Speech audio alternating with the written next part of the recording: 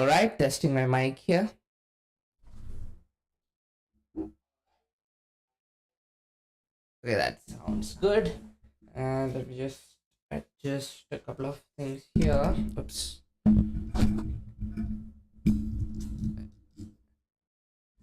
Hmm.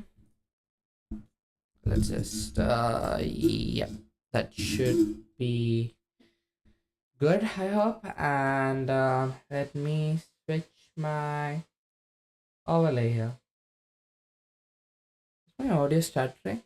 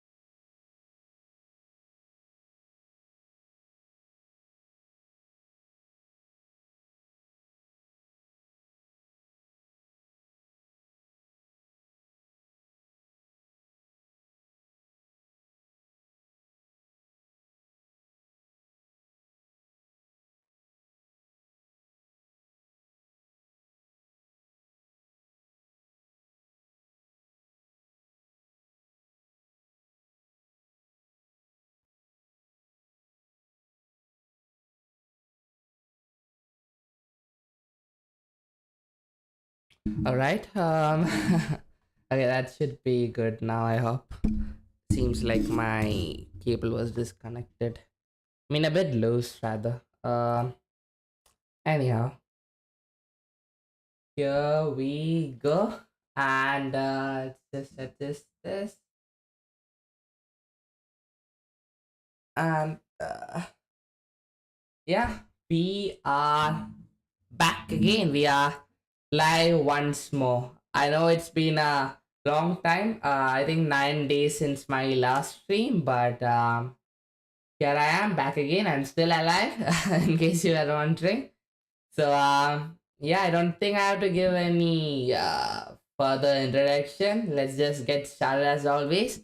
Excited to see what all new things we learned today. So we're gonna be continuing with our JavaScript course. I know that we have posted our PyTorch course a bit. We reached towards the last 10. It's just so that I can finish this JavaScript course first and then go back to it. So yeah, let's begin. Let me just get a glass of water before that.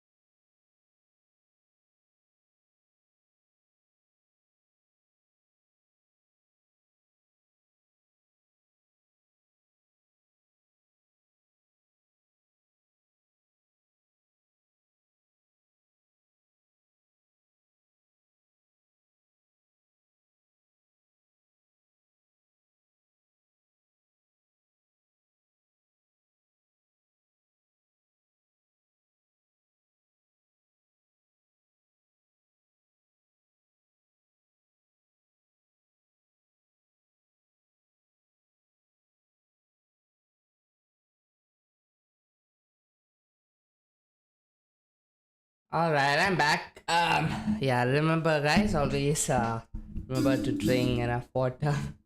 Okay, so let's get started with it.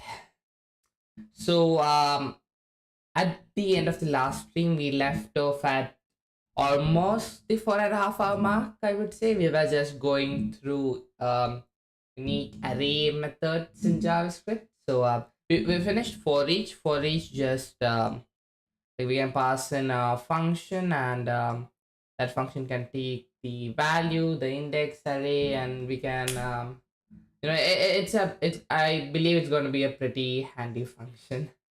Although you can just you can also do a for loop, I guess. But anyhow, let's just move ahead with the video. Let's see what's the next function that we're going to learn. Each method in JavaScript. I should say method, right? It's method is the more technically appropriate term to use. Hey, it's me again. Today I gotta explain the map method in JavaScript. The map method accepts a callback and applies that function to each element of an array. It's very similar to the for each method. However, it returns a new array. That's a key difference. For example, Returns a new array. Right, whereas for each just it can alter the new array, but that's pretty much it. Like it doesn't return a new array. let's create an array of constants. I'm picking constants just to demonstrate that we're not changing any elements in this array. We have const numbers. I'll select the numbers 1 through 5 to keep it simple.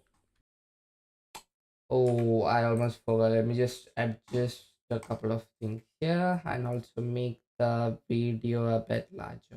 I will create a function to square each number. Function square. Oh, hold on a second. Am I in the yeah, I was just wondering whether I was at the whether I was streaming with the right resolution or not.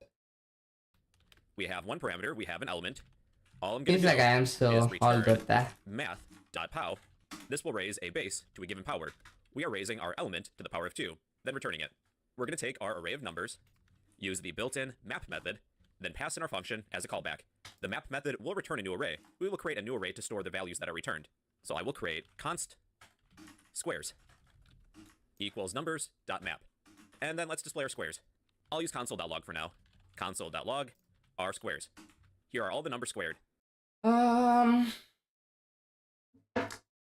map method reminds me of the dictionary comprehension or list comprehension in Python. I guess Python also has a map function, but I pretty much just I kind of overuse comprehensions. That are pretty handy feature in Python.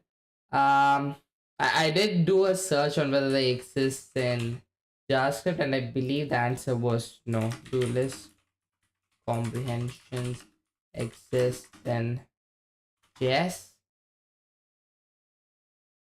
Not a built-in list comprehension, but yeah, it offers similar methods, and map, as I was saying, or I believe is one of them. At least it feels like it, you know. So anyway, we call the map method on the array, pass in the function we want to apply, and similar to for each, we can have the element, index, and array. Okay, cool. Console.log squares. 1, 4, 9, 16, 25. Let's create a function to cube these numbers now. We'll copy and paste our square function, but change it to cube.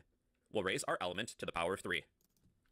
Const there we go. cubes equals, take our original array numbers, dot, use the map method, pass in a callback to the function we would like to use, cube. Then we will console.log our array of cubes. And we have some new numbers, 1, 8, 27, 64, 125. The map method is very similar to for each, but after completion, the map method returns a new array. We still have our original numbers, whereas in for each, we'll change them. That's a key difference. Let's go over a new example. We'll create an array of students. Const students equals, for my first student, I will pick SpongeBob. then Patrick, Squidward, Mm, Sandy. That's good that enough. worked. I will create a function to make all of these strings uppercase. Alright, let's do that real quick. So, constants. I'll go with Naruto characters. That is a very popular anime. I really like it, so let's go with that. We can't forget about Sasuke. Um, yep. We'll have Kashi. Then we'll have one more. Let's have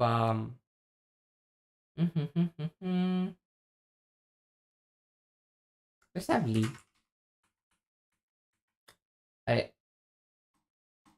So you just want to, or we just want to, uppercase them, right? So const upper students is just gonna be the students dot map, and Heather. Let's just look at that. Okay. I know. So this is my friend, Merson. Hey, the Merson. There is no one to give a shout out to right now. Currently, it's just us here. Okay. So,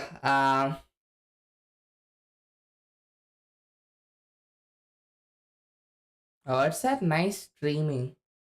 Oh, I think that's bot because I'm not playing any games here. All right. Okay. So where were we? Yeah. Um. Da, da, da. So making this uppercase. So let's just define a function here. Or upper student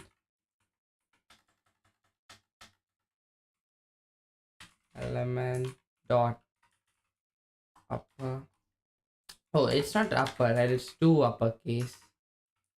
Is it two uppercase? I think it is. String dot two uppercase JavaScript.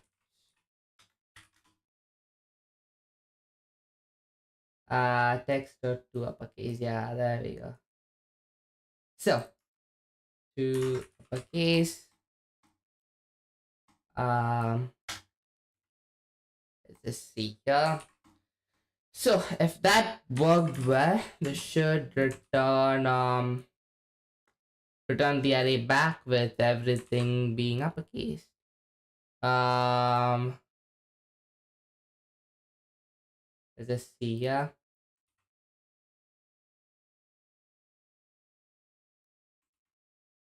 Huh, that did not work. Hmm.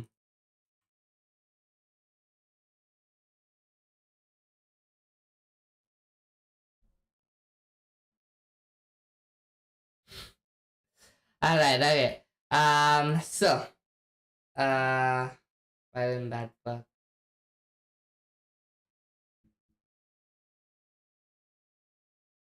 Oh, is it because why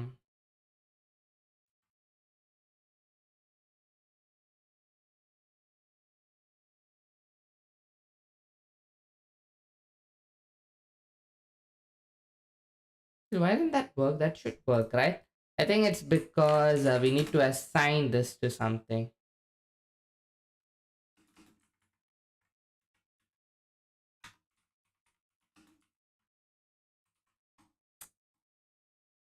So,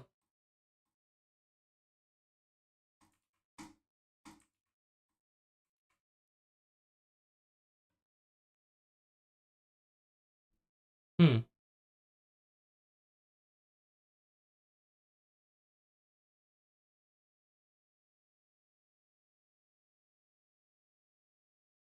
I'm not logging anything, am I? Of course. I'm not printing anything and I'm trying to figure out something. a bug which doesn't exist here. So there we go. So do we need to? I don't think we need to even assign this. We can just return this now.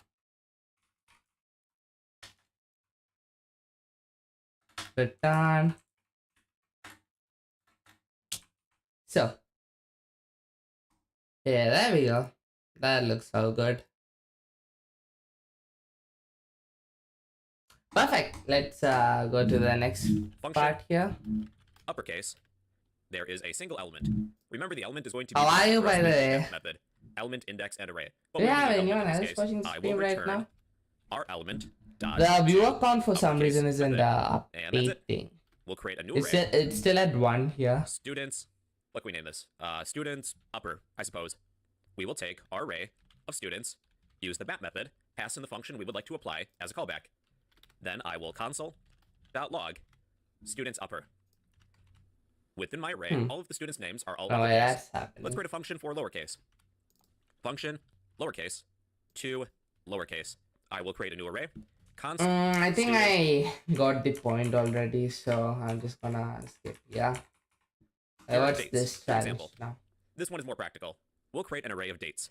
Const dates equals. Oh, there we go. It's at Certain 2 now. regions will order their dates differently. For example, you might have the year, followed by a month, then a day. We're going to rearrange the order of these dates using the map method. So come up with a few dates. I picked 2024, January 10th.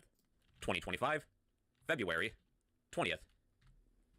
2026, March 30th. Feel free to rearrange these however you want. I will create a function to format dates. We have one parameter, a single element. Within this function, I will create a temporary array named parts.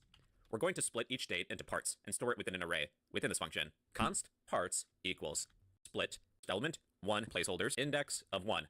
That will be the month. I live in the United States. We arrange our dates with month, then day, then year. Yeah, that's right.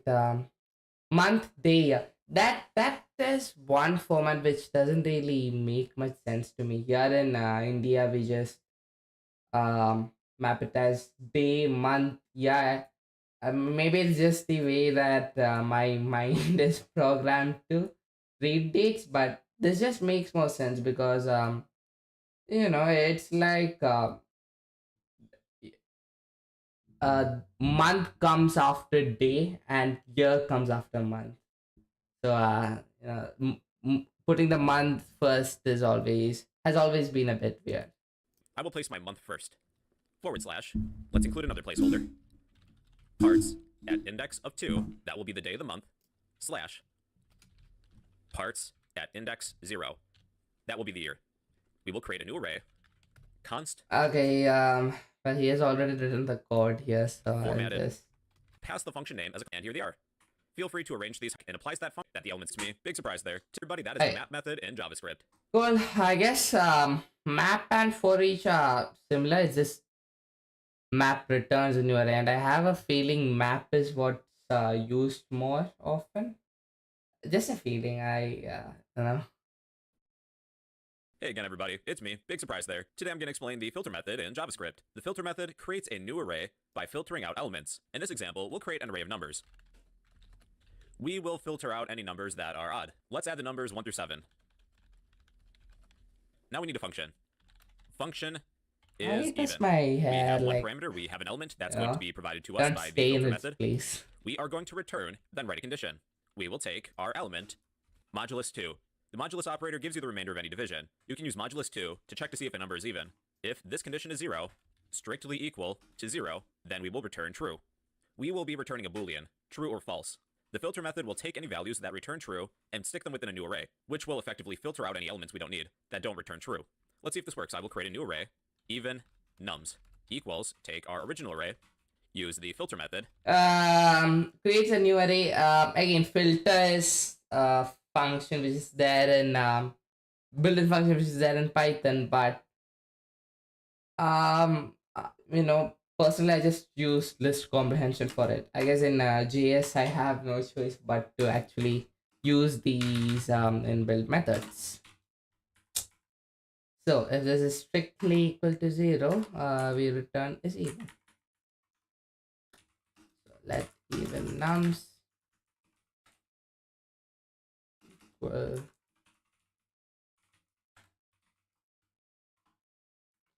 Yes, I also pass in the function. This returns. Okay, this is it takes an value index array, same as for each and map. And let me not forget to log even numbers like last, or log the array like last time. Okay.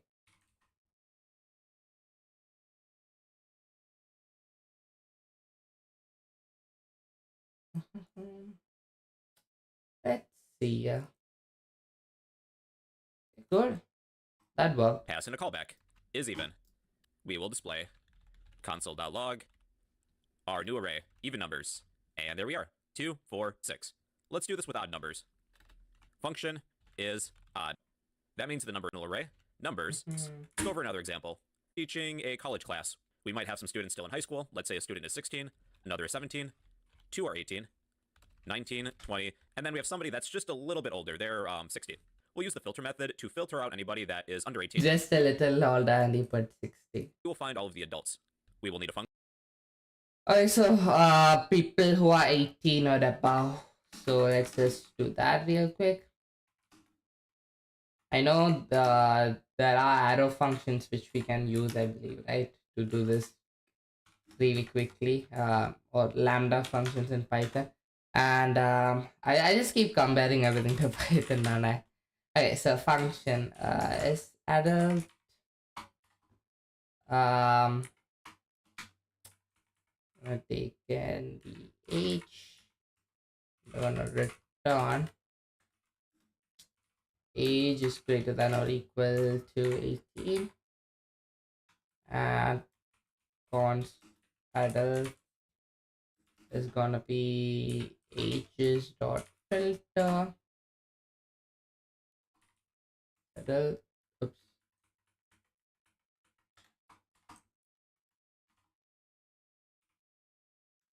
And console dot log.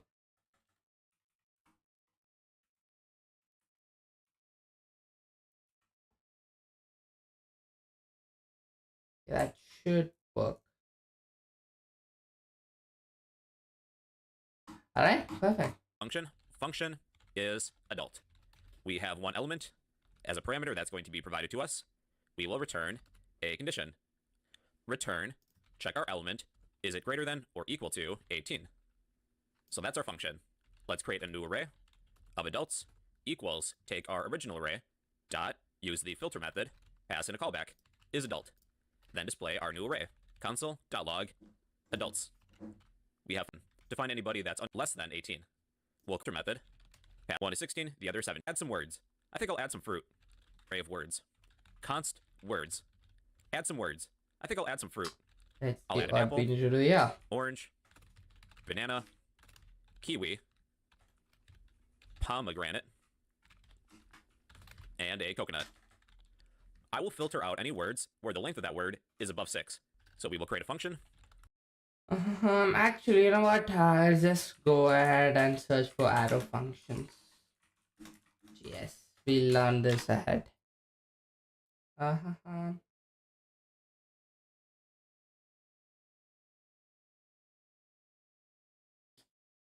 Okay, so that's again. Let me look at the function again.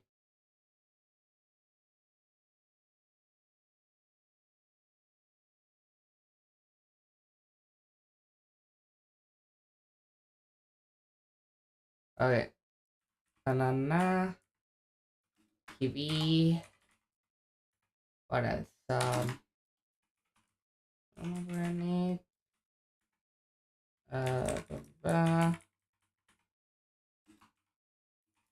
Coconut. So, const. What do we even call this list?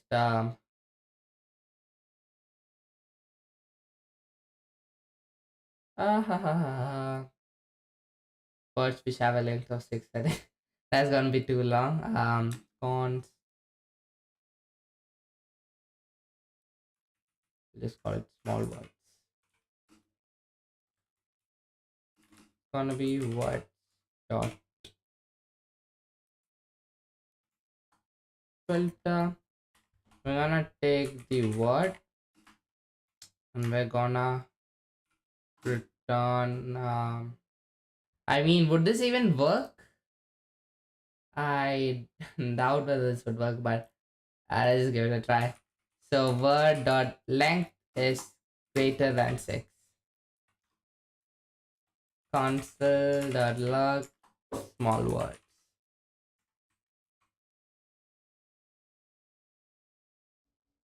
Hey, that worked. That worked. Function get earn will have a length property 6. Get short words. Then we will console. Oh, get short words. And what did I write is opposite. Okay. There we go. That should fix it. Or equal to 6 too, but short words. In our array, there are 4 elements with let's get any long words. We'll create if it's above say long words characters. New array. Body that is the reduce method in JavaScript. Okay, let's go to the reduce. So in today's video, I got to explain the reduce method in JavaScript. The reduce method reduces the elements of an array to a single value. In this so it's like I can't actually remember any direct Python alternative I can give for reduce here. There probably will be some function out there, but it's like it's kind of similar to the sum function, I believe, right? example, we'll create an array of prices as if it was a shopping cart. We'll sum all of the prices within our shopping. Think of some prices as another variable for a total. But we do need to pass in a callback to a function. We need to create a function that will sum all of these values. Let's try to do this on our own first. I think I just read through the docs. And const daughter is gonna be prices dot reduce. See, previous value, current value.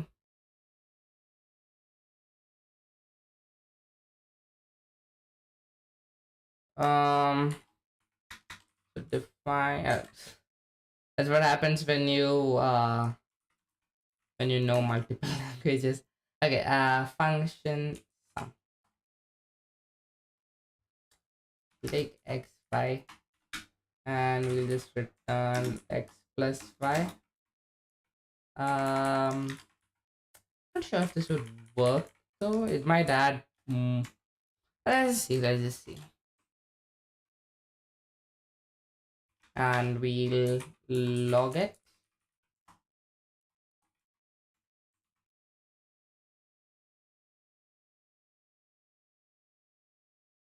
$131. Okay, is that is right? Okay, good. Values. Let's create a function. The second will be the next element. All we're going to do is return our accumulator plus our element. I'll explain how this works momentarily. I just want to be sure that everything runs fine first. Within the reduce method, we'll pass in a callback to the sum function. That will return a single value, a total in this case. Let's see what our total is. Console.log. So yes, accumulator by default would be 0, maybe? I'll use a template string. Or one of those crazy data types that JS has. What is it? Not a number? I believe you can...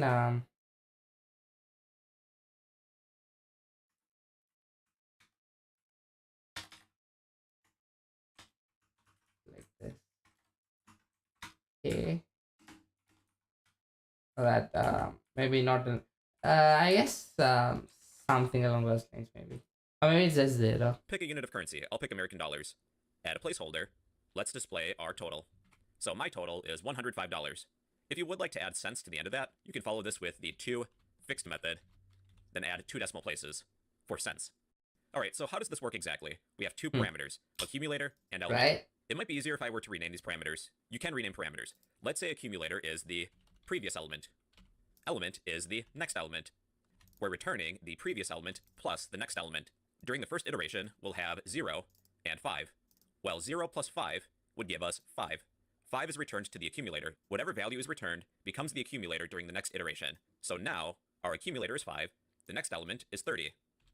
Then we are going to return the accumulator plus 30, which is 35. We'll return this to the accumulator during the next iteration. The accumulator is now 35. The next element is 10. 35 plus 10 would give us 45. Return that to the accumulator and add the next element, 25. So you just follow that pattern. All right, let's go over another example. We'll create an array of grades. Const grades equals, these will be some number grades, 75, 50, 90, 80, 65, and 95. We'll find the maximum value from this array. We'll create Find the maximum value from this array. You know what I'm about to do, right? I'm gonna come back with Python. So Python has a max function already, and if I search for it, maybe GS would have one, but I'm pretty sure he wants to use reduce here.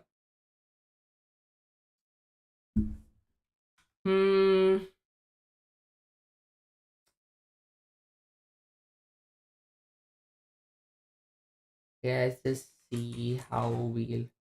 So const max value is gonna be grades dot reduce. So previous and current.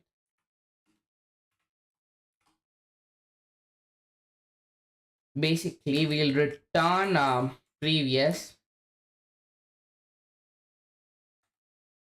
Wait, first we'll check, is previous greater than current? If it is, we'll return previous, else we'll return current. And in the case where they're equal, we can return either because both of them are the same value. So this should work, right? I believe it should. Let's see. And yeah, actually, just to make sure, I'm gonna place 95 here. Just in case, I'm gonna place that number there. Yeah, there we go. a constant to hold to the maximum value. What is the maximum score? Const maximum equals, take our grades array, use the built-in reduce method. Then we need max. The value returned. Oh, we can. Oh wait, yeah, we gotta use a spread operator right on this. Will be the maximum grade from this array. So let's console.log whatever the maximum is. The maximum score from this array is 95. Let's do this with the minimum. Let's copy this function, change any instance of max to min. Get min math.min. Then pass in a callback to get min. Alright, everybody, that is the reduce method. It's a built-in method of arrays to reduce the elements of an array to a single value. You can use it to We assign reached elements out of of an array. Another functions. We possibility is to already find the minimum covered or maximum it, value but from an array. And I guess everybody, we'll that is just the go reduce through method it in JavaScript. quickly. Hey everyone, so today I'm going to explain function expressions in JavaScript. A function expression is a way to define functions as a value or variable, not to be confused with function declarations, where you define a block of. I like how from from this moment onwards, most of the a lot of the course is gonna be about it's just gonna be about JavaScript as such. We're not gonna be making any projects except yeah, I believe. Of reusable code that Okay. performs a specific task. We're already familiar with Just, function let's declarations, such continue. as this. Function, then you create a function name, such as hello in this example. Let's console.log the word hello. With a function expression, we can assign a function to a variable or pass it as a I value to another guess function. function expressions would be the lambda anonymous function equivalent, which we have in Python. This time, we're going to write a function expression. I will create a constant named hello equals a function, parentheses, curly braces. We'll do the same thing. We will console.log hello. And if I were to run this, the identifier hello has already been declared, so for now I'm just going to remove this function declaration. All we're doing is assigning a function to a variable. To use the function that's stored within, we have to take our variable name and add a set of parentheses to invoke it, kind of like it's a pair of telephones talking to each other. Hello. Using JavaScript, we also have the capability of passing a function as a value. I will introduce the set timeout function. There's going to be two parameters, a callback to a function, and an amount of time we're going to wait, then execute this function. This will be in milliseconds. 3,000 milliseconds translates to 3 seconds. Let me put this function back. After 3,000 milliseconds, I will execute the hello function. 1, 2, 3, hello. Instead of using a function declaration, we are going to pass a function expression as an argument to the set Hey to function. us Instead of watching, callback, by we the will create way, a I function. can We see will pass that an the entire viewer function as count an is argument. at 2 What are we right going to do? now. We will, after 3 seconds, console.log Come the to word my hello. stream. And let's see if this works, just to prove that I'm not a liar. 1, 2, 3, hello. In JavaScript, it is legal to pass an entire function as an argument or treat it as a value. We'll use previous examples of the map, filter, and reduce methods of arrays. I will create an array, const numbers equals Wait. numbers 1 through What are you exactly trying to do? 2, 3, hello. The word. We will pass an entire function as an argument. What are we going to do? We will, after 3 seconds, alright, we will okay. create a function. We will pass an entire function as an argument. What are we going to do? We will, after 3 seconds, console.log the word hello. I believe he's trying to explain that rather than doing this, we would be able to do something like this, right? Data arrow function basically.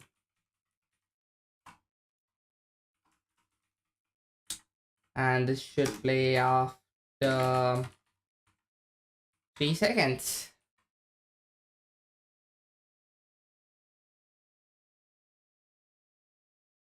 This works. Just to prove that I'm not a liar. 1, 2, 3, hello. In JavaScript, it is legal to pass an entire function as an argument or treat it as a value. We'll use previous examples of the map, filter, and reduce methods of arrays. I will create an array, const numbers, equals the numbers 1 through 6. 1, 2, 3, 4, 5, 6. I would like to square each of these numbers. What we've done in a previous lesson is declare a function, function square. We had one parameter in that example. We had an element. What we did is we returned math.how to raise a base to a given power. We're raising our element to the power of 2. The map method will return a new array.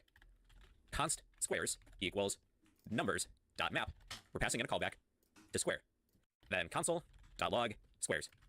This works. We are using a function declaration, but this time we will now use a function expression.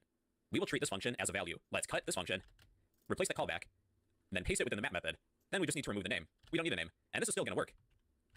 Yeah, it still does. We don't necessarily need to think of a function name. One of the benefits of doing this is that we're not polluting the global namespace with function names. We're only going to be using this function once. There's no need to declare a function. Let's create a function expression to cube these numbers now. As a beginner, it might be helpful to write out your functions as a declaration first, then transform it into a function expression. Function cube. We have our element. Can we can access the variables here, right? Return map.how element to the power of 3. We will create a new array. Const cubes equals numbers.map. We don't need to pass in a callback. We will cut this entire function. Is my stream still there? Did I get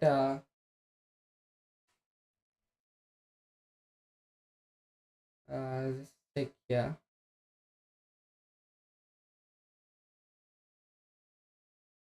Yeah, my stream is still live. I think power just went out for a second and then immediately came back. Since I have an UPS, it didn't affect Paste it within the me. map method. Then we don't need the name. It's just my UPS just, I don't know if it was her on stream. Yeah, it made that clicky sound which it does when power goes out. Then console.log cubes. They are all the original numbers cubed. Alright, I think we're starting to get the hang of this. Let's quickly use the filter method to filter out any even or odd numbers. I will create const even nums equals take our array numbers. We will use the filter method. Then we will pass a function expression as an argument. There's one parameter, an element. We are going to return element modulus 2 to see if it's divisible by 0. Is the result strictly equal to 0? Let's see if this works. Console.log even nums. There they are. We have 2, 4, 6. Let's do this with odd numbers. Odd nums. I guess sorry, this part of it is called function expression, and afterwards it's added. Use the filter method again. All we're going to change is strictly not equal to 0. Return any odd numbers. 1, 3, 5. Then lastly reduce. We will sum all of the elements of this array. Const total. We have 2 plus our element. Returns, then passing a callback. We can pass an entire function expression as an argument to these methods. In the next topic, I'll discuss arrow functions, which shortens the syntax even further. You'll like arrow functions. Alright everybody, so those are function expressions. They're a way to define I functions have as a a value or a feeling variable. arrow functions are something which are going to be kind of overused. Which you can do with JavaScript. There's a few benefits of function expressions, one of which is you don't need to keep on thinking of Can you hear me when the video actually plays? I believe I changed these settings at one point. names. You can perform a function once and just forget about it. They're also you used can in hear me. callbacks and asynchronous operations, higher order functions, closures, and event listeners. These are topics we still need to discuss, but we will be using function expressions a lot. Don't worry, we will have more practice. And well, everybody. Okay, I believe you can. Let me just mute my other screen here. Yeah. Those are function expressions in JavaScript. Hey, hello there. So today I'm going to explain arrow functions in JavaScript. An arrow function is a concise way to write a function expression. It's good for simple functions that you only use once. Here's the formula. You have your parameters, arrow, then some code you would like to perform. Here's an example. Suppose I have a function declaration. I have the hello function. All we're going to do is console.log the word hello.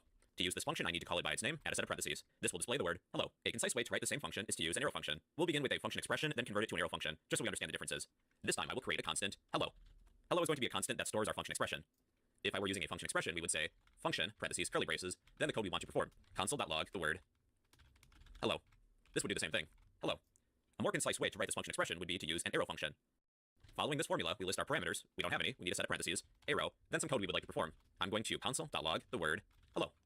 And that works. We're sticking an arrow function within a variable or name constant. To invoke the arrow function within, we just follow that constant or variable with a set of parentheses like we're calling it, as if it's a pair of telephones talking to each other. You can send some arguments to an arrow function. We'll need to set up the parameters. I will have a name parameter. Within our code, let's console.log. I'll use a template string, hello, add a placeholder, add my name parameter. Now I need to pass in an argument because right now it's hello, undefined. Pass in your first name as an argument. Hello, bro. Within your code, if you need to include more than one statement, you'll need to enclose all of that code within a set of curly braces. Let's add a new I'm pretty sure his first name console.log. isn't bro. You are old. Hello, bro. You are old. Okay, let's set up another parameter. This time, we will accept an age argument. What was it? I did a search and who is bro for?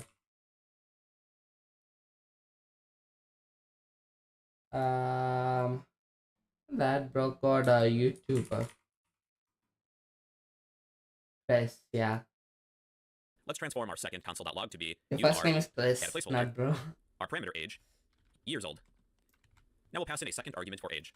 Hello, bro, you are Yeah, the people or the YouTubers which make these courses are just amazing. Like, just imagine the millions of people they are teaching, you know.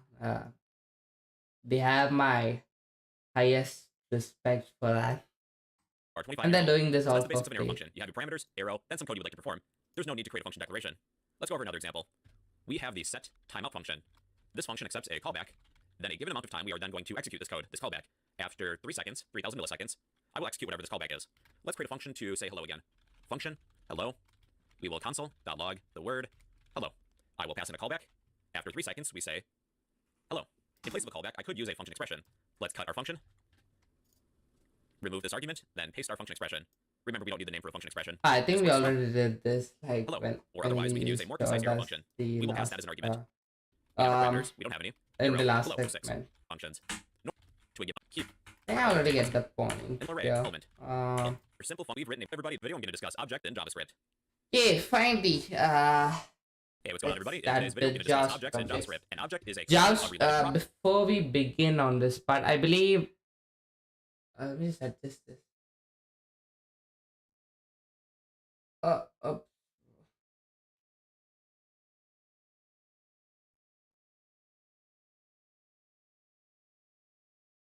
why is my yeah? Is this all good? It's all good. Again, my head just doesn't stay in place. It doesn't want to stay in place today.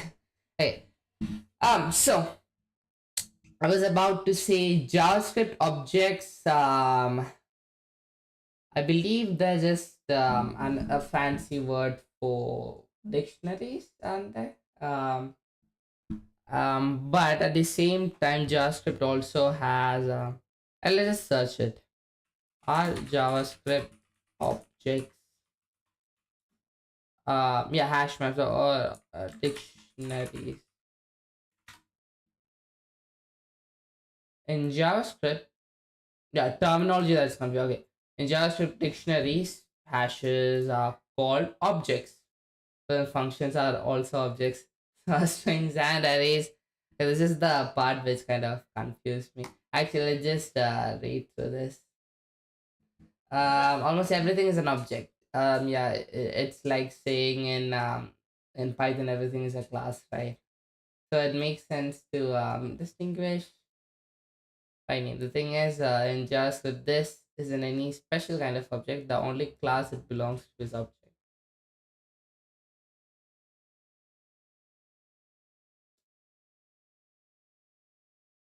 Yeah, I guess we can call this an object, but at the same time, an array would also be an object.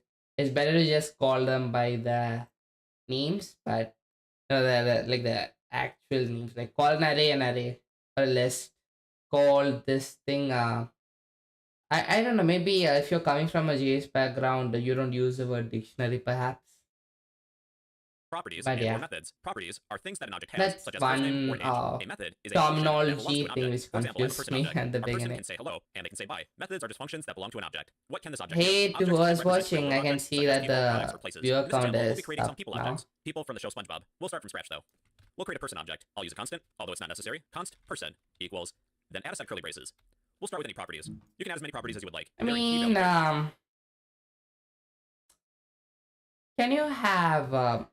Yeah, I believe you can have. My question is, can you have functions in dictionaries in Python? And I believe you can have that. So This I just person will saw have a that first name key, colon, then some that was being This done person's here. first name So will be SpongeBob.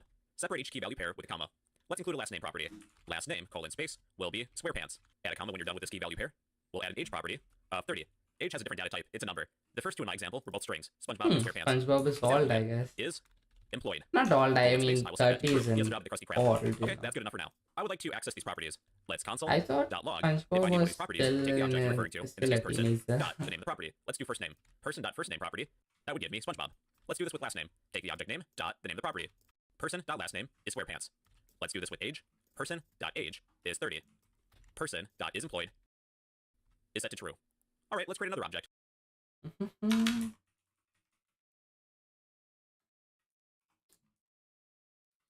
You can access the key by using a dot.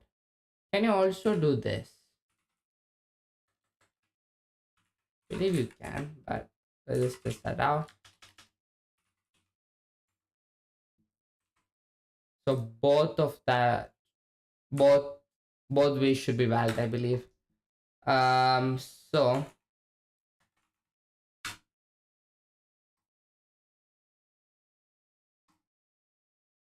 yeah, there we go. We'll create an object for Patrick. Const person. Now objects can't have the same name. Objects need different names. For example, I can't have two person objects. They can't have the same name. Syntax error. Identifier person has already been declared. I will rename our first person as person1. Huh.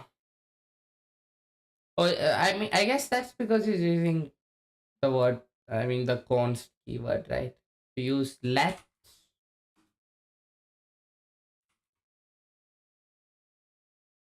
I mean, you can reassign it, right? Alright. Anyway, let's just change it back to const. Our second person will be person2. Then any place in which I'm referencing person will now need to be person1. Let's reuse these same key value pairs. Person2's first name will be Patrick. His last name will be Star. Patrick will be, I don't know how old he is according to the TV series, let's say he's 42. Is Patrick employed? No. He just watches TV all day.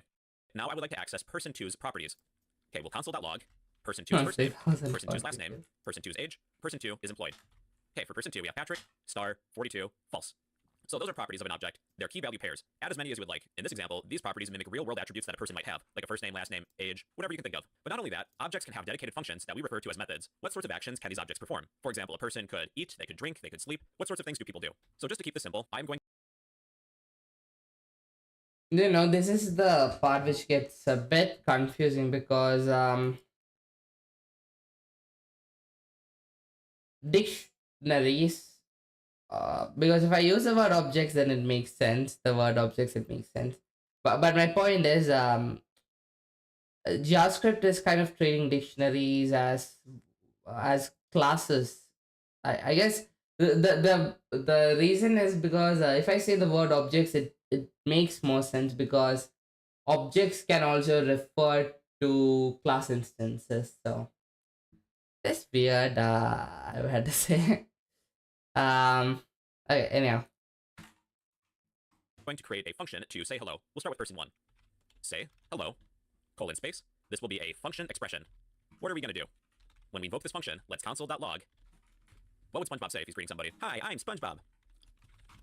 Be sure you're not including a semicolon at the end. What would SpongeBob say if he's greeting somebody? Hi, I'm SpongeBob. Be sure you're not including a semicolon at the end. That should work. Let's test it. I'm going to have person1 invoke their say hello method. Hi, I'm SpongeBob. Let's add a say hello method to Patrick, person2. We'll change the output of say hello. What would Patrick say? Hey, I'm Patrick, ... Now we'll have person2 use their say hello method. Hey, I'm Patrick. You can add as many methods as you would like. So with these functions, we're using a function expression. If you prefer, you could even use an arrow function. List your arguments, arrow, then the code you would like to perform. This would work too. Let's add an eat method. Eat, function. We'll use a function expression for SpongeBob. Let's console.log. What is SpongeBob eating? I am eating a Krabby Patty. We'll include an eat function for Patrick as well. What's Patrick gonna eat? Patrick is eating, I'm eating roast beef, chicken, I think I and get pizza. the point. You can If you would just like, you can use call an arrow function this, for this example. right? List your parameters, arrow, then the code you would like to perform. It's not necessary, but I do like arrow functions. Person1, SpongeBob, will use his Yep. eat method. Same thing goes with Patrick, person2. Same So SpongeBob is goes eating a for Krabby Patty. me. Patrick is eating roast beef, chicken, and pizza. Alright everybody, so JavaScript objects are a collection of related properties and or methods. Properties are what an object has. Methods are functions that an object can perform. They can represent real-world objects such as people, products, or places. Properties are key value pairs. Methods are functions that belong to an object. And well everybody, that is an introduction to object-oriented programming in JavaScript. Hey, so we gotta talk about this. This is a keyword. It's a reference to the object. Right, how it begins that segment off. Programming in JavaScript. Hey, so we gotta talk about this. This is a keyword. It's a reference to the object where this is used. I guess you can make a lot of jokes on this, right? It's like the what unit in the unit for, what's it? Power, right? The object depends on the immediate context. If we have person object and we're accessing their name property, we could replace person with this, as long as we're within the context. It is unit of power. Yeah, it's what. Text of that person It object. reminds me of what is the unit of power? You reply what? We'll create an object. Const person1. Let's add a property for name. The name will be SpongeBob. And a favorite food property. Fave food. SpongeBob likes hamburgers. More This is just the self equivalent. Yeah. specifically, Krabby Patties. I will give SpongeBob a say hello method. This will be a function. All we're going to do is console.log. I'll use a template string. Hi, I am. I'll use a placeholder. Let's attempt to use person1's name. Let's see what happens.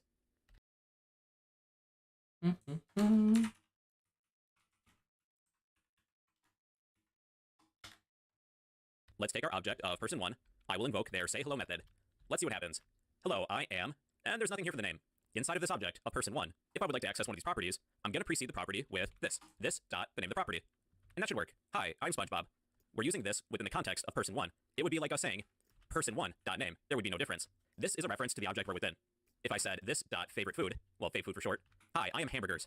It would be like us saying person1.fave food. Let's add another method. I will add an eat method.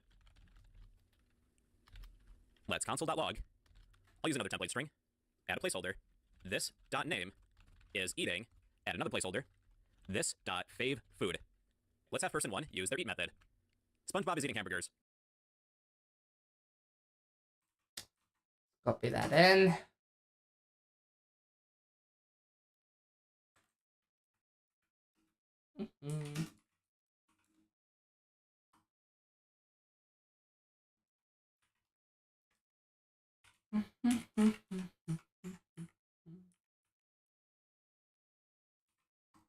The cool thing about this keyword is that if we create a new object with these same methods, we'll use the second object's properties. Let's copy person1, paste, change person1 to person2.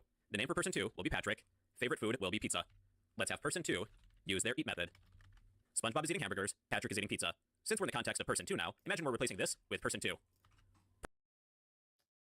We'll have to change that for everything. So person one has already been declared. Okay, let's have this be person two. Hello, I am. This dot name is not working for some reason. Or because it's for this dot. Okay, we'll just replace that.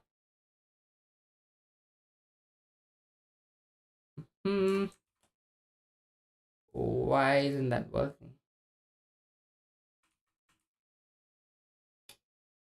Ah, interesting.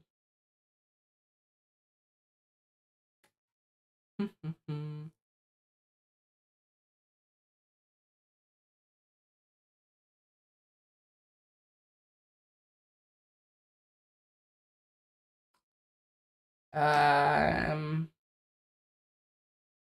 what could have gone wrong here?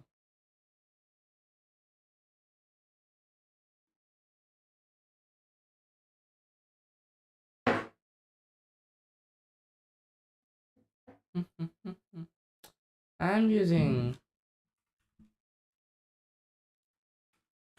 backticks, aren't I? We don't necessarily need this.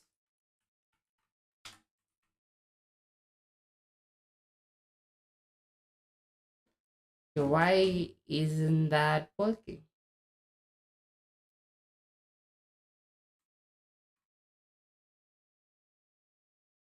Okay, let's try to access person one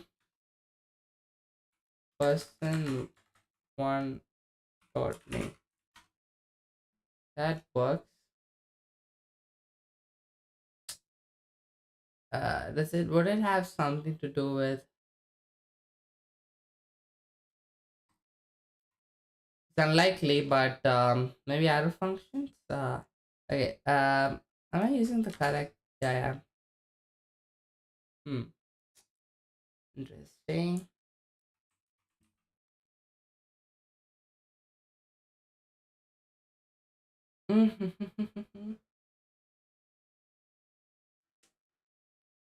Let's just use a function expression here. See if that changes anything. Using function expression changes the color, or at least it did change the color there.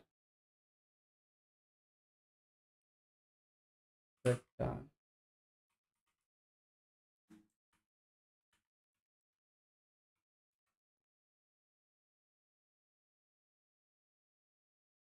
Oh, okay, that worked. That worked. So I guess we'll also use this. Mhm. Could it be that because yeah,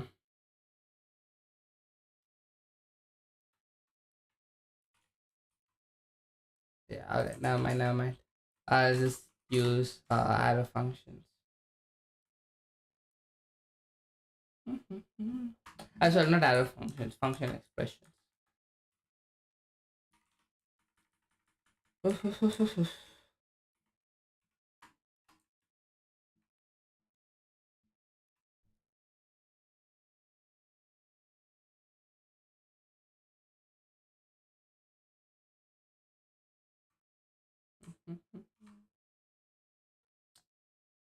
Then at the end of it, I'll copy this, move that, paste that in, I'll copy this, paste that in, and yeah, there we go.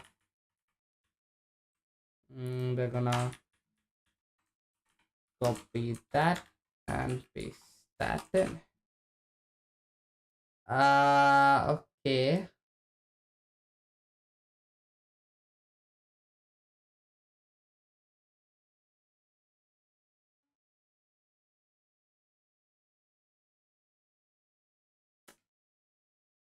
Huh. So this was hello was written, but then this returned the function as such.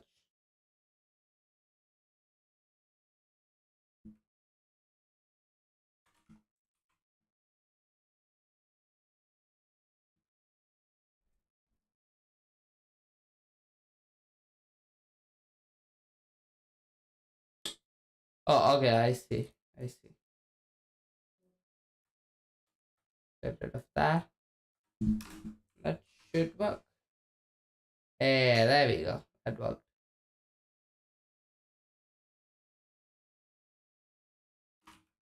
Let's see if we can do this.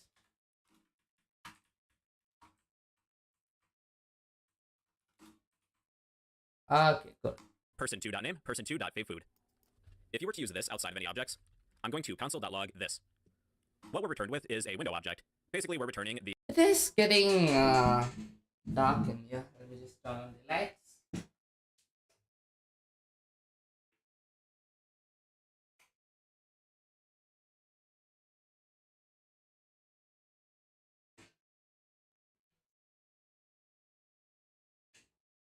Okay, there we go.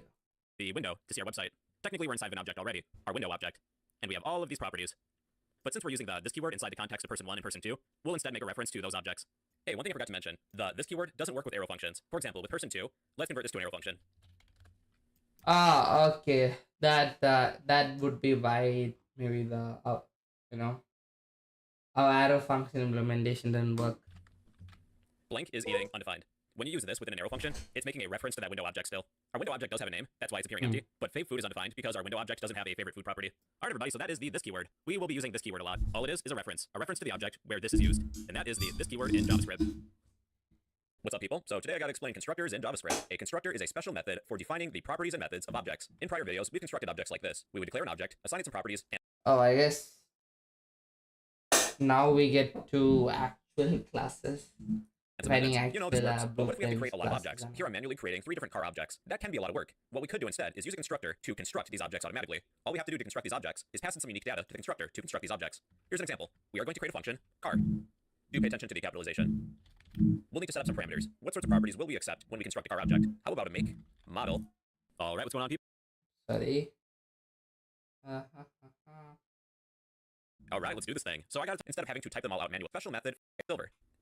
The car is a special method to construct. You have to create a lot of objects. Here I'm manually creating 3 different car objects. That can be a lot of work. What we could do instead is use a constructor to construct these objects automatically. All we have to do to construct these objects is pass in some unique data to the constructor to construct these objects. Here's an example. We are going to create a function, car.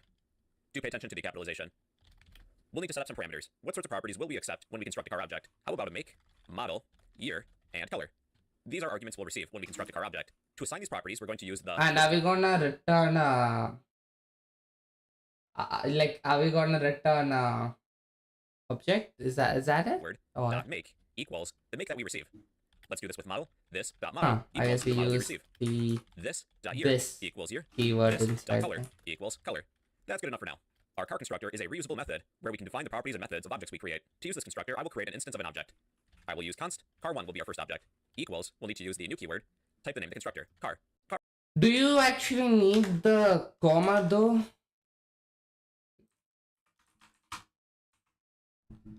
Let's just see here.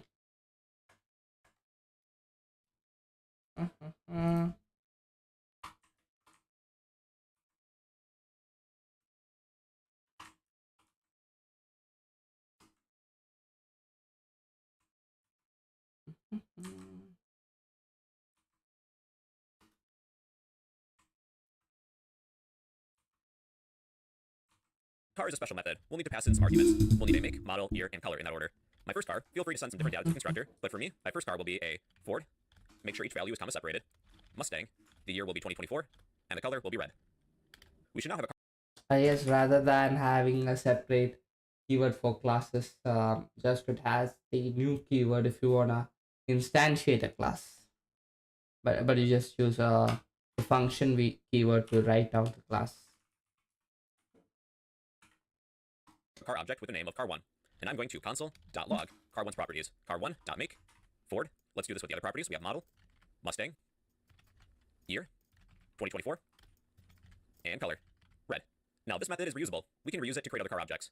Let's create const car2 equals new car. We'll pass in different data this time. The make will be Chevrolet. I will pick a Camaro, the year 2025, and the color will be blue. Now I can display car2's properties. Let's select car2.make, car2.model, car2.year, car2.color. We have a Chevy Camaro, year 2025, the color is blue. Let's create one more car. Same process as before. Const car3 equals new car. I'll go with a Dodge Charger, the year 2026, and the color will be silver. Let's access car3's properties. car3.make, car3.model, car3.year, car3.color. Dodge Charger 2026, the color is silver. Another thing with these parameters too, you can name these parameters anything. When we assign these properties, it can be kind of confusing. Like this.make equals make. Really, we write our constructors this way just for readability. Technically, this would work if we renamed our parameters. For example, make will be parameter A, model will be B, year is C, color is D. Then be sure to change these when we assign them. A, B, C, D. This would still work. However, this constructor isn't as readable. Like, what the heck is A, B, C, and D? It would be good practice to clearly define our parameters for readability purposes. All right, now let's add a method.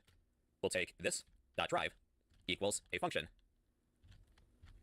We'll console. Reminds me of the saying anyone can code, but only humans can. Only a good programmer can make readable code. .log. I'll use a template string. You drive the. I'll add a placeholder. This dot model. With cars 1 through 3, let's use the drive method. Car1.drive. You drive the Mustang. Car2.drive. You drive the Camaro. And car3.drive. You drive the Charger. All right, everybody. So that's a constructor. It's a special method for defining. Okay, alright, I guess if we are gonna do that, then we have to do console.log itself.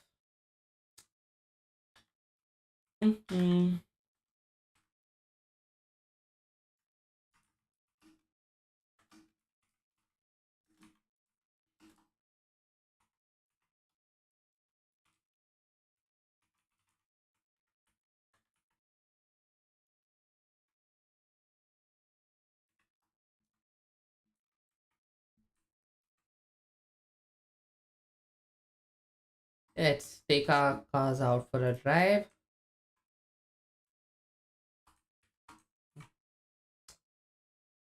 And put that there. And we're gonna call the .try method and there we go. The properties and methods of objects. It helps with code reusability. We can reuse it to create many objects, instead of having to type them all out manually. And well, everybody, those are constructors in JavaScript. Alright, let's do this thing. So I gotta talk about classes in JavaScript. Classes are an ES6 feature that provides a more structured and cleaner way to work with objects, compared to the traditional constructor functions that we're normally used to. Classes are going to be really helpful when we reach future topics such as the static keyword, encapsulation, and inheritance. In this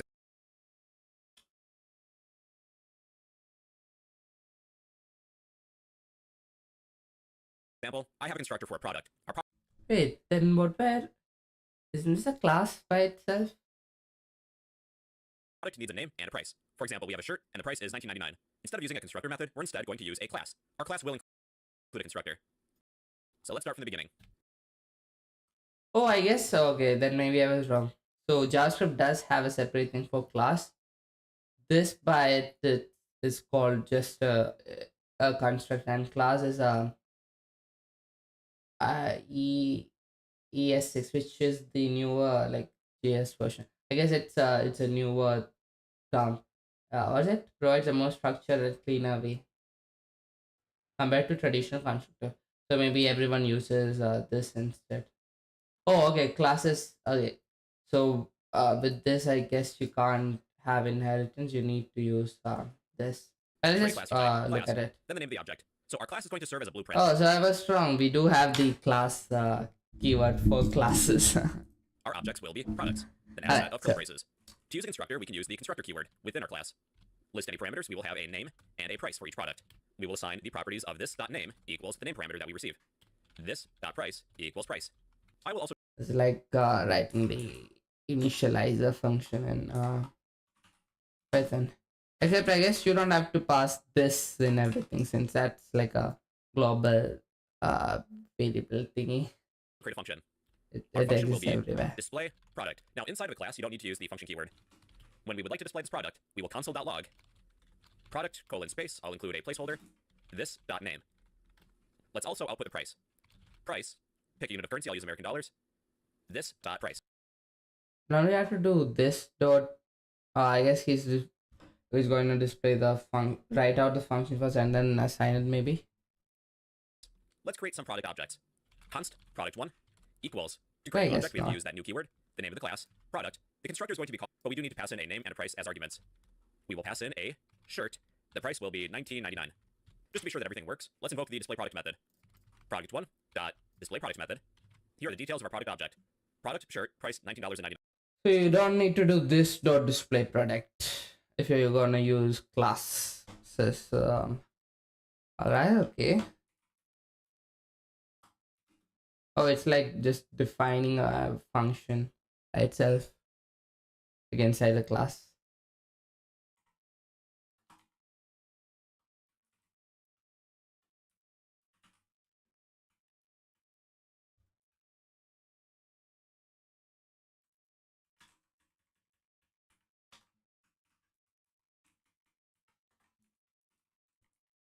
Mhm.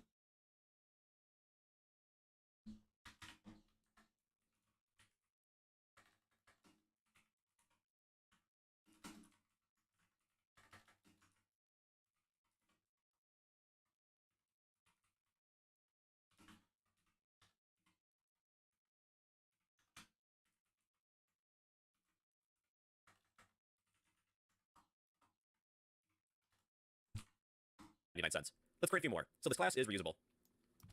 Product2 will be pants.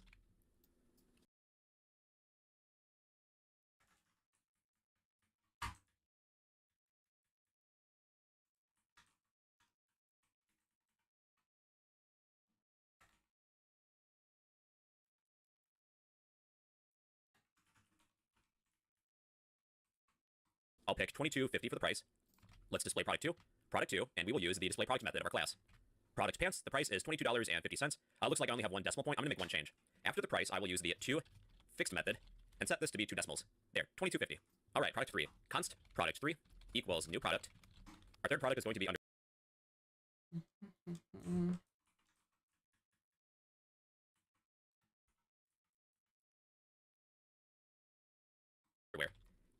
This underwear is really expensive. It's $100. It's really good underwear, guys. Product 3 dot display product. Product That's underwear really price expensive. $100. Here's a challenge round. I'm going to add another method. This method will have one parameter, sales tax. We'll create a method to calculate a total, including tax. So let's create a new method. Inside of a class, we don't need the function keyword. Calculate total. There will be one parameter, sales tax. All we're going to do is return this dot price plus, to calculate the sales tax, we'll take this dot price times the sales tax, assuming it's a percentage.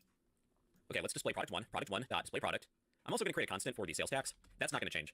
Const sales tax. Let's say the sales tax is 5%, 0.05. I will create a variable const total equals, let's take product1, use the calculate total method, but we have to pass in sales tax. We can either pass in this number or this variable. Once we have our total, let's display it. Console.log. I'll use a template string. That's a tax of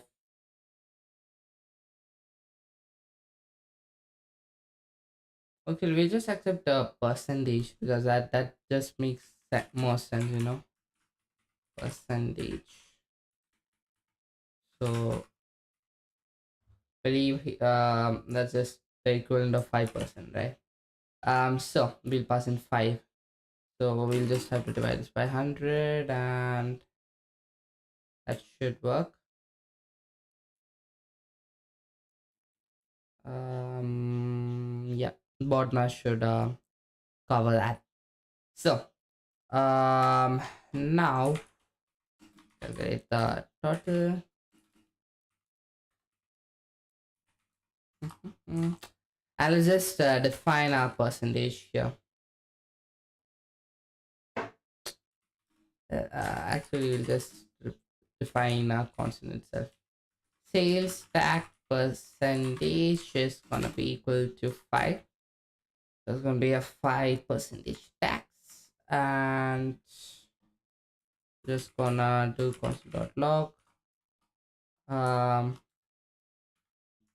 total price after tax, and we're gonna set template neutral here,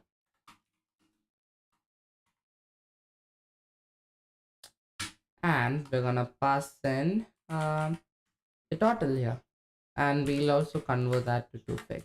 Just add 2 decimal points to make it look more beautiful, or more precise rather. There we go. So did that work? So 1999 plus 5% is gonna be, what's 5% of 99? 1% is 1.99. I mean Total price.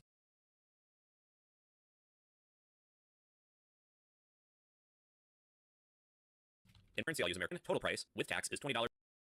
okay, well, you got the same result, but it just had $1. How though? Because what is 5% of, what is 5%?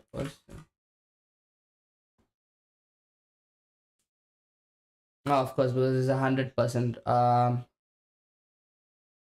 Yeah, 1% is gonna be like 0.1999, or almost point 0.2. Multiply that with 5, you get 5%, almost $1. So makes 99 cents. sense. Let's do this with product 2. Product 2 display product. Product 2 calculate total. Pants 22.50. Total price 23.63. Let's check out our really expensive underwear. All Product 3 right. display product. Product 3 calculate total. Our underwear is So $100. that's The sales classes tax in is $105. JavaScript. All right, everybody, so those are classes. They're an ES6 feature that provide a more structured and cleaner way to work with objects compared to the traditional constructor functions that we learned about in the last video. Classes are going to be really helpful with a few upcoming topics. And well, everybody, You know what, I do understand ES6 is like a newer version of JS, but what exactly is ES6? What is ES6? In fact, ES6 stands for ECMAScript 6, standardized JavaScript. Okay, the sixth version. So there would be ES5, 4, 3, 2. So it's just a way of specifying which version JavaScript is. It was published in 2015, and it's also known as ECMAScript 2015. So is that ES1? Yeah, and yes. First time, okay. Release date 1997. Okay, following year ES2 was released. I actually just go through this. Yeah. So 995. Brendan Ecom. I'm pretty sure I'm pronouncing the name wrong. Python was, of course, made by who was it? Python maker who made. I have the, yeah. Guido Van Rossum. Pretty sure again I'm pronouncing the name wrong, but yeah. He's a legend. Yeah.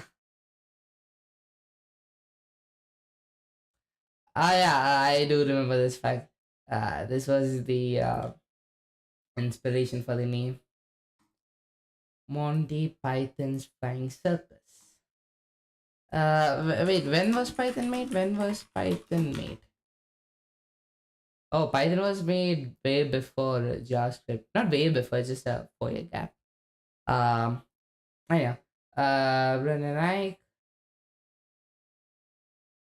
Okay. Okay. ES1 was released. The following year, ES2 was released. Netscape was a browser, yeah. Jonathan's nostalgic browser. I guess that's where it all started. Then Internet Explorer 4. That's what IE4 is, right? ES2, ES3 was released, and then ES4. Okay, so these were released like within consecutive years, and then ES4 was released, and wait, ECMAScript 4 was abandoned. So when was this released? And it's not shown here. ES5 was released in 2009. Then all the way here at 2015, ES6 was released. 2015 is, gosh, it's gonna be a decade almost, right? Since 2015. Time flies for sure. Um,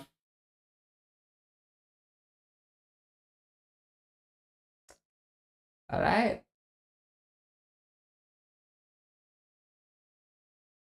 Yeah, that's why the big tech companies out there have to always check for those minority number. I mean, for them, the even the minority which chooses Internet Explorer would be like a huge number. So, um, okay, so I guess that's a bit JavaScript history. Yeah. Those are classes in JavaScript.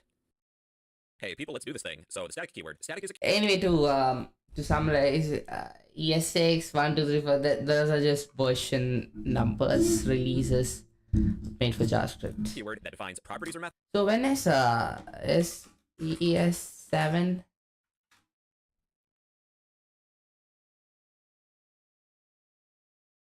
Wait, ES7 was released? Okay.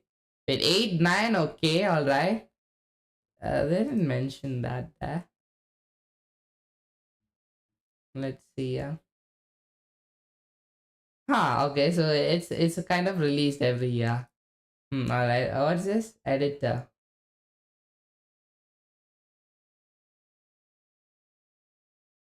Um 8, 9, 10. So the class feature was kind of released in ES7.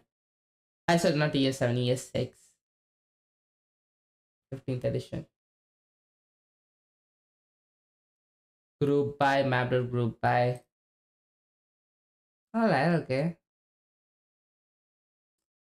So what version of JS does Chrome support?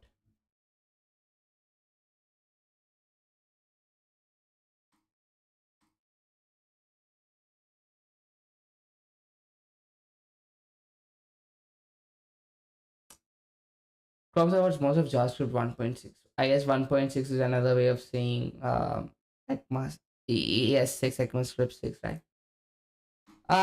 Cool. Yeah, let's just go back to the video. 1997.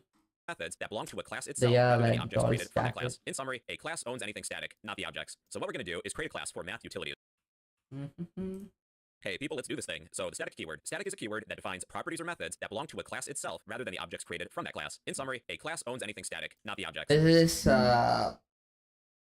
like the class methods in Python, and yes, I'm gonna compare every single bit of JS to Python. I mean, you would do too if you would compare to whatever language you learned first. Um, Yeah. So what we're going to do is create a class for math utilities. Class math util for short. We'll create our own version of pi. We'll use the static keyword. The name will be pi. Pi will equal 3.14159, just the first few digits. I'm going to zoom in a little. If I would like the static property, I have to access it by its class. So let's console.log the name of the class. Math util dot the name of the property, pi. Our static property is 3.14159. I don't need to create an object in order to use this property. I don't have to type const math util 1 equals new math util. I would have to type math util 1, that's the name of this object, in order to access pi. All I have to do is type the name of the class. And that's pretty convenient. Anything declared as static belongs to the class itself, and not any object created from that class. So now we're going to create a static method. We'll use the static keyword. We'll get a diameter once we pass in a radius as an argument. Get diameter. We have one parameter, a radius. All we're going to do is return radius times 2. Okay, let's console.log. Again, we have to type the name of the class, math util, dot the name of the method, get diameter. We have to pass in a radius, though. Let's pass in 10. Our diameter is 20. Let's create a new static method for get circumference. Get circumference. The formula is going to be, we will be returning 2 times this, meaning math util, dot pi, times the radius we receive. Let's console.log. Let me make the C capital. The name of the class, math util, dot get circumference. Pass in a radius. The circumference is 62.83. Let's create one more for get area. Static get area. We need a radius. We will return this dot pi times radius times radius. So that's radius squared. Console.log, math util, the name of the class, get area. Pass in 10, and the area is 314.15. In the next example, we'll have a mix of regular properties and Let's just test this out first before we move on. If I ask where done pi can we square this? methods and static properties and methods. I guess we can also square it. This will be example 2. That. We'll create a class of user. Okay, let's call each function separately. Or each, I should say, method separate, because that's the more appropriate word to use, isn't it? Diameter, get AM circumference, get area, and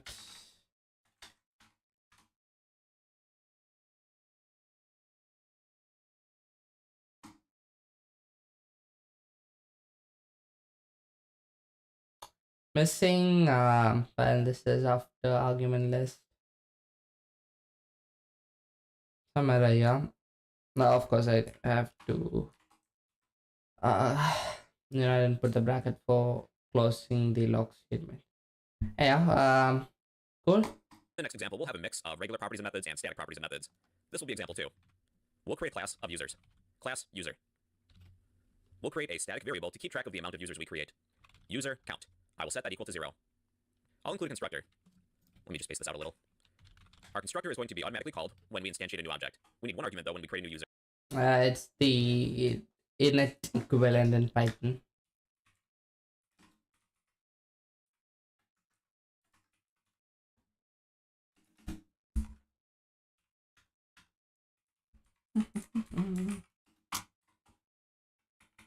Okay.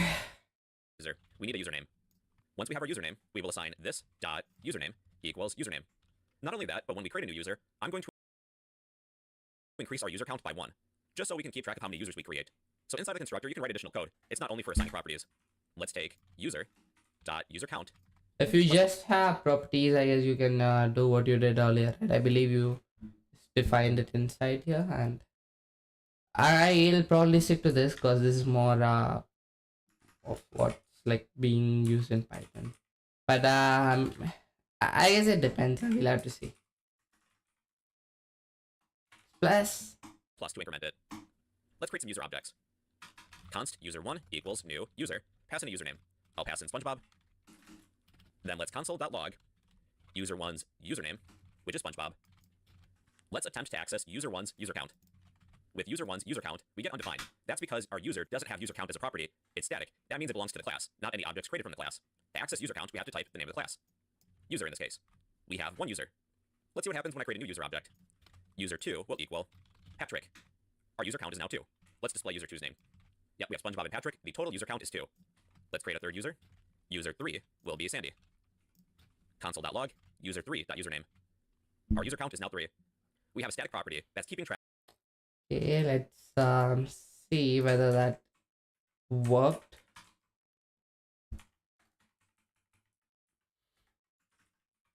And let's just do, we log the user count, log it here. Moment of truth. There you go, that worked. Actually, you know what? Oh yeah, because you already created the user, so it's 2 already. Track of the amount of Makes users we sense. create. Let's create a method. The first one If will you not be put static. it here, Say hello. it would be like All we're 1 going to do is and console.log. I'll use a template string. Hello. My username is, I'll add a placeholder, this.username. Yeah, I'll just be back in a minute. Let me just go and get some water.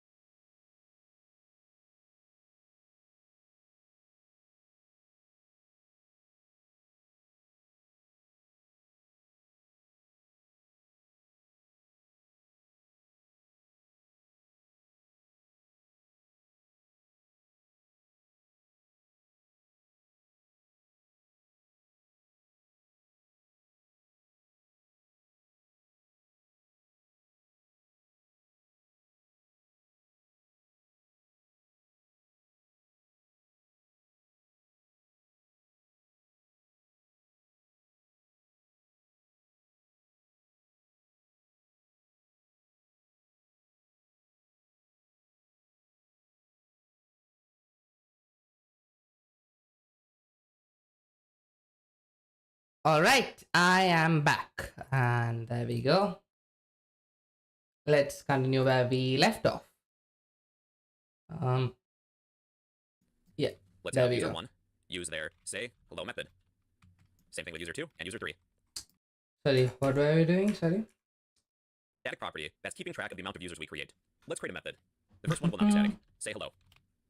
All we're going to do is console.log. I'll use a template string. Hello. My username is, I'll add a placeholder, this.username.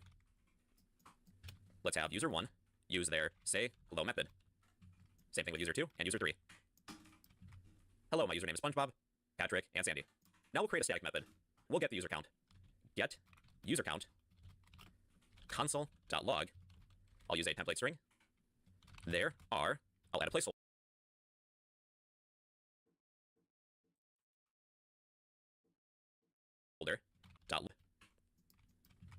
Hello, my username is SpongeBob, Patrick, and Sandy.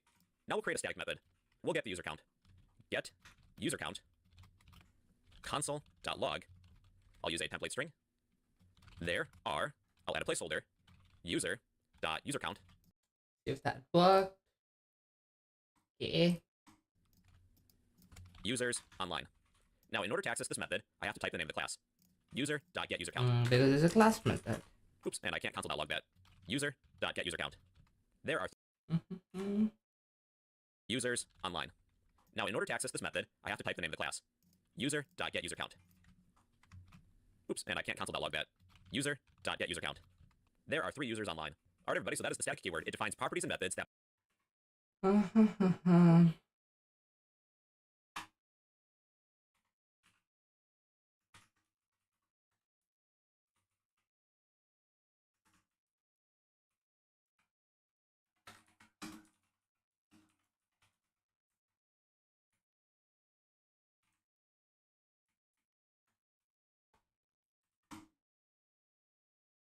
user.getUserCount. There are 3 users online. Alright everybody, so that is the static keyword. It defines properties and methods that belong to a class itself, rather than any objects created from that class. In summary, the class owns anything static, not the objects. And well, that is the static keyword in JavaScript.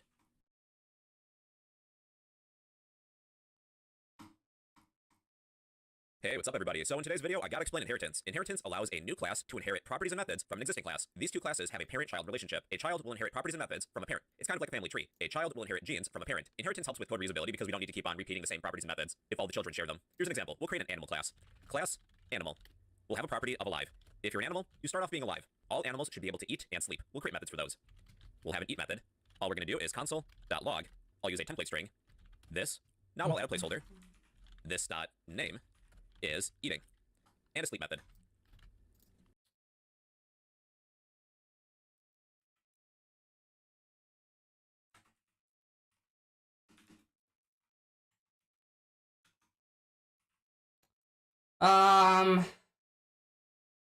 Yeah. Maybe I'd use the syntax a bit.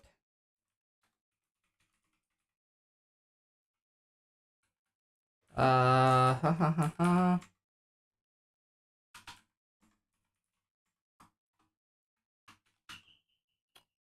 And this is how you do it, right? Sleep, properties method. To declare its a name. Name, the child will, class. Yeah, we sleep need method. to use the extend. Sleep. This. All animals should be able to eat and sleep. We'll create methods for those. We'll have an eat method. So we'll just leave All we're it gonna do there. is console.log. I'll use a template string. This. Now I'll add a placeholder. This.name is eating, and a sleep method. Sleep. This.name is sleeping. Animal will be the parent class. We'll create children classes that inherit these properties and methods. Let's create a few children classes. Class rabbit. Our rabbit class will inherit all the properties and methods of the animal class. To declare a parent-child relationship, the child will extends the parent animal. For the rabbit, I'm going to give this class a name. Name equals rabbit. This will be a property. If you're familiar with the static keyword, you can make the static. Now we'll create a fish class that also extends animal. Class fish extends animal.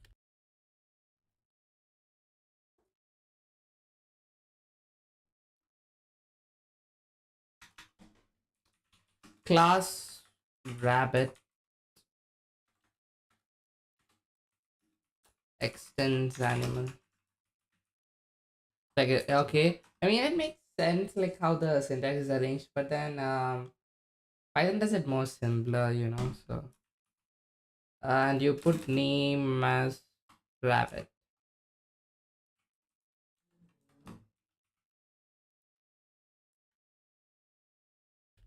Fish will have one property. Name equals fish. And a hawk class. Class hawk extends animal. We'll have one name property. Hawk. Alright, let's see if this works. If we create a rabbit, fish, and hawk object, they should have access to these properties and methods. Let's create